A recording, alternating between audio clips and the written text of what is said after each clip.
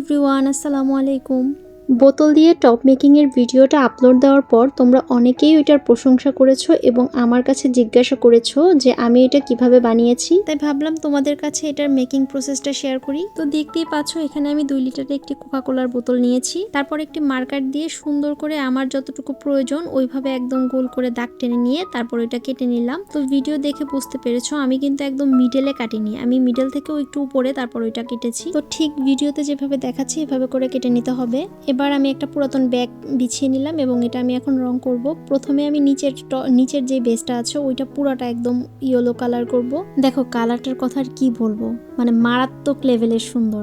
আমি না কেন জানি এই টাইপ কালারের প্রেমে পড়ে যাই। তুমি যদি বাসায় এরকম রেড, অরেঞ্জ, ইয়েলো তারপর হোয়াইট এই টাইপ কালার দিয়ে টপ বানায় তারপর তোমার বারান্দাটাকে সাজাও, আমি চ্যালেঞ্জ করে বলতে পারি যে তোমার কেনা টপের থেকেও তোমার বারান্দা অনেক বেশি অ্যাট্রাকটিভ লাগবে হচ্ছে এই টাইপের টপ দিয়ে সাজাইলে। আচ্ছা যাই হোক, আমার নিচের ইয়েলো কালারটা আমি পুরোটা শেষ করে তারপরে হচ্ছে উপরের যে অংশটা ওইটা আমি একদম হোয়াইট কালার করে নিলাম। আর স্প্রে দিয়ে রং করলে হয় কি, মানে স্প্রে বোতলের যে রংগুলা এগুলো একটু তাড়াতাড়ি শুকায় যায়, তার জন্য আমি এগুলোই ব্যবহার করি। রং করার পরে 5 থেকে 10 মিনিট রাখার পরেই এরকম সুন্দর করে শুকায় গেছে। এবার আমি এটা একটু তাড়াতাড়ি তৈরি করার জন্য মার্কার দিয়েই আমার ড্রয়িংটা করে ফেললাম। ঠিক যেভাবে দেখাচ্ছি ভিডিওতে ওই রকম করে মার্কার দিয়ে একদম বোতলের নিচে একটা বর্ডার করে নিব। রং করার সময় আমার কাছে বোতলটা একটু লম্বা মনে হয়েছে, তার জন্য আমি উপরের সাইডটা একটু রং করিনি। দেখতেই পাচ্ছ আমি কিন্তু এখানে প্রায় 2 ইঞ্চির মতো কেটেছি। টপটা যথেষ্ট লম্বা, তবুও এর থেকেও বেশি যদি লম্বা রাখি তাহলে কিন্তু ভালো লাগবে না, তার জন্যই আমি কেটে ফেলছি।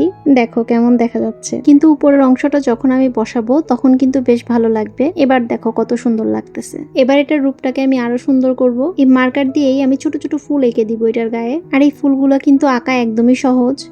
প্রতিটা ফুল যে একদম একই রকম হতে হবে এমন কিন্তু না, তুমি তোমার ইচ্ছে মতো আঁকতে থাকো, দেখবে এমনিতেই সুন্দর একটা ফুল হয়ে গেছে। এই ফুলগুলো আঁকতে আঁকতে তোমাদের সাথে একটু কথা বলি। তোমরা অনেকেই হয়তো ভাবছো যে এই টবে ফুল একদম মাটি দিয়ে তারপর আমাদের গাছ লাগাতে হবে, এমনটা কিন্তু না। টবের যে নিচের অংশটা এটা খালিই থাকবে, উপরের যে অংশটা ওইটাতে আমরা মাটি দিব এবং অল্পই মাটি লাগবে। আমি তো এখানে ছোট ছোট ফুল দিয়ে ডিজাইন করছি, তোমরা চাইলে তোমাদের ইচ্ছা মতো ডিজাইন করে নিতে পারো।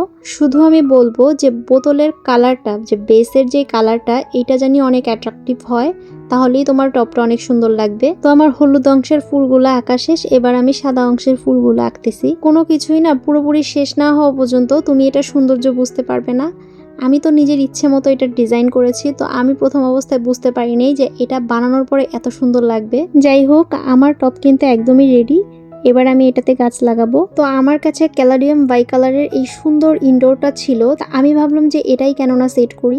গাছপ্রেমীদের কাছে অনেক ধরনের ক্যালাডিয়াম বাই কালারের ইনডোরই থাকে, তবে আমার কাছে পিঙ্ক ক্যালাডিয়াম বাই কালারটাই অসম্ভব সুন্দর লাগে। আর এটার কিন্তু তেমন একটা যত্নও করতে হয় না, কয়েকটা লাগাই দিলেই দেখা যায় যে সারা টবই ভরে যায়। তবে বর্ষা আর গরমের মৌসুমে এটা অনেক সতেজ দেখায়, আর শীতের মৌসুমে অনেকেই গাছটা টিকিয়ে রাখতে পারে না। তো আমার এই টব মেকিং ভিডিওটি কেমন লাগলো অবশ্যই কমেন্টে জানাবে। তো আজকের মতো আল্লাহ হাফেজ।